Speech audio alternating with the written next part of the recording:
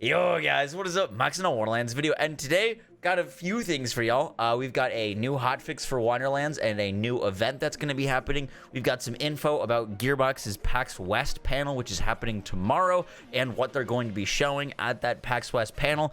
And we got some Borderlands 3 stuff for y'all. So let's get right into it. Got a lot to talk about.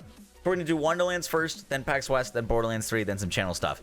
To start us off, this week is the last week of PLC 4. We're getting the fourth phase of Redmorn, who is the dragon in the fourth mirror.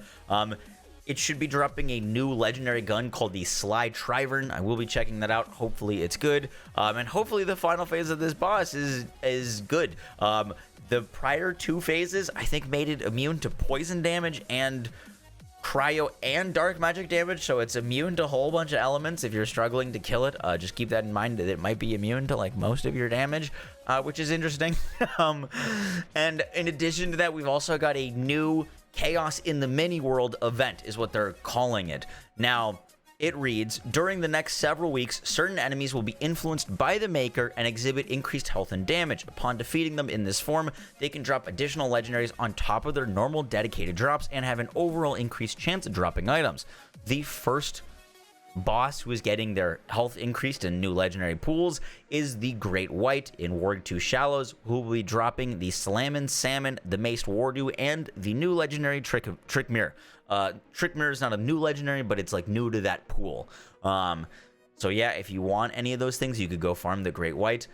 It's not great items, to be honest. However, Buckethead in the Overworld mini dungeon will be dropping the Hammer and Anvil shield, which I quite like, and the Portable Sawmill, which is a pretty solid sniper. It used to be much better before it got nerfed, but they're trying this new event. I think this is kind of reminiscent of how when in Borderlands 3 they buffed up the trial bosses and then gave them new loot in their loot pools and made them more like raid bosses. That might be what they're kind of trying to do here.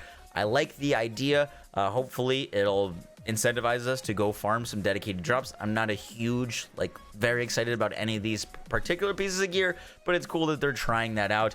Farming in Wonderlands is not the best, as it relies on bunnies and lots of RNG and spinning wheels.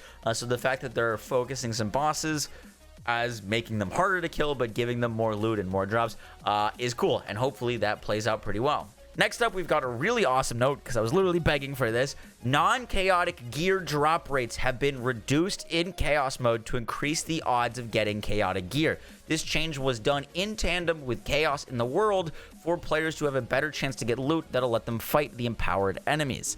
So, currently, I'd have to check the numbers, but I think it's around 60% of gear was dropping, roughly 50 to 60% of gear at Chaos 50 at the maximum difficulty was dropping as non-chaotic, aka completely useless to you at Chaos 50, which was infuriating. They are completely changing that. Hopefully, my chance of getting non-chaotic gear at Chaos 50 is 0. I do not have the numbers in front of me. They're just saying it's being reduced. I don't know what it's going to actually be, but that's an amazing change. The event that they're doing sounds cool. We'll see if it actually plays out well, but this change is really, really good. I'm hoping that non-chaotic drop chances for gear is 0 at Chaos 50. We'll see what it actually is. I'll probably have a pinned comment once I dive into the game, as I'm recording this the night before. But yeah, really good change. Thank you, Gearbox, for listening to that. Next, we've got PAX West. Now, Gearbox's PAX West panel is tomorrow. They tweeted this out, or posted this article that says that new Tales from the Borderlands, which is the next game that's coming out from Gearbox that's in the Borderlands franchise, is headed to PAX West, and they're going to be showing off the game and new footage of Tales during their main theater showcase. Now, they said they've got plus special goodies for everyone watching, so we'll see what that is about. I am excited for Tales, but I'm honestly a little bit more excited at the potential of possibly a Borderlands 2 remaster or a trailer for the Borderlands movie that they've been working on. I was kind of hoping for some of those things during Gamescom, or maybe a Wonderlands Season Pass 2, as Season Pass 1 is literally ending today. So if it the next day they announced the season pass too, or something of those sort. That'd be pretty cool. But I will be tuning in. If you guys want to check it out, they'll be streaming it on Twitch. I'll also be co-streaming it. If you're there at the actual venue, Fran is going to be giving out yogurt. Fran is one of the new characters from the new Tales from the Borderlands. So yeah, keep your eyes peeled for that. If there is any big announcements, I will have the channel updated with videos of them. Keep you guys in the loop.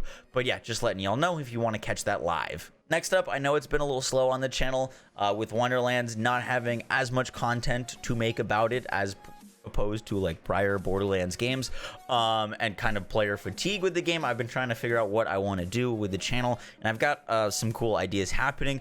The first of which is we're going to be doing a battle of the builds, which should be posted probably by the time you're seeing this video the next day. So it should be out tomorrow probably, unless I'm making a bunch of videos about this Gearbox main theater, then it'll be on Saturday or Sunday. But it's going to be a battle of the builds. Basically, I'm going to take every save file of every build that I've ever done and make them compete in the takedown, and time their runs in the takedown, and then time their boss kills, and make videos summarizing just about what I think is the best build in Borderlands 3 based off of their times running the takedowns. And I'm actually going to be doing a community event for that, where you guys will be able to submit your save files, and I'm going to run your save files through takedowns, and the person who has the save file with the best time, that's not using any modded items obviously, will win. And I've reached out to Gearbox for putting up some prizes, some official Gearbox prizes for winners, so keep an eye peeled for more information on that. And if you're not in the Discord, make sure to get into the Discord. Guys, that is going to do it for the video. I hope you enjoyed. I'll be live when this video goes live, checking out the new Chaos drop chance changes and the final phase of Redmorn. And then the next day, we've got the Gearbox PAX showcase. I'm really hopeful, really hoping for some like new Borderlands content news with that. Besides Tales, I do love Tales from the Borderlands, but there's not as much videos to make from a game like that as someone who mainly focuses on build videos in a dialogue game. So we'll see. Fingers crossed for some big reveals then. If not, we've got some more fun things planned for the channel. I might be messing around with some Warframe, maybe some Destiny 2 videos, maybe back to some Elden Ring build videos. I really miss making Elden Ring build videos, but just wanted to let you know that you might see some more variety on the channel just as I experiment with some new things. I will catch y'all in the next one, guys. Take care. Peace.